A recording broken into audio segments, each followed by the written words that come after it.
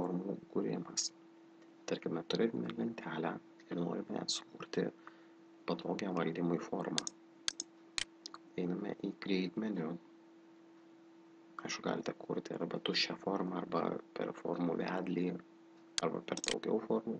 Per tos yra tam tikri skirtingi formų kūrimo būdai. Tai pasirinkam tiesiog Create Form ir mums automatiškai sukuria formą. Bet kadangi naviguoti neina eiti per įrašus, tai reikia tam sukurti specialius mygtukus, kurių pagalba galima vaikščioti per įrašus. Iš pradžių galima sukurti, tarkim, pavadinimą. Tarkim, čia bus pirmyn mygtukas.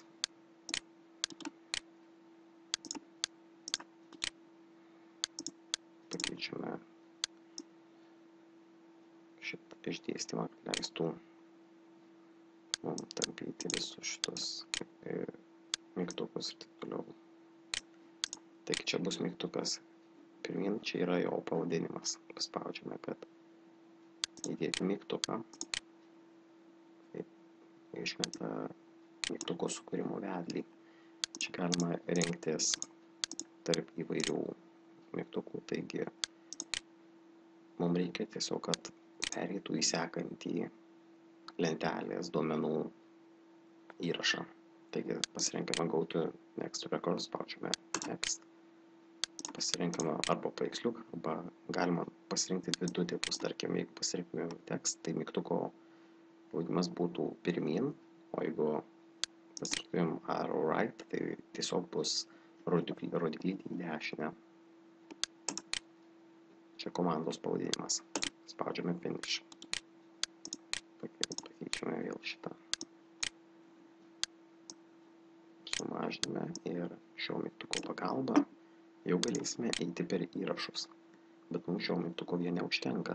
Reikia ir dar vieno. Tai bus mygtukas atgal. Pagal šią formą tinka. Ir tarkim galime įvesti tiesiog, kad atgal eitų. Sukuriame komandą ir vėl reikia pakeisti, kad būtų galima keisti išmatavimus. Tai bus mygtukas atgal.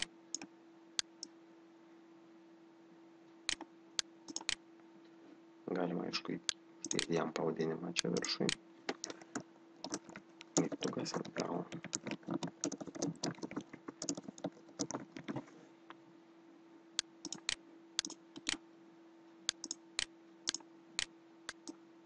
Ir dėti čia.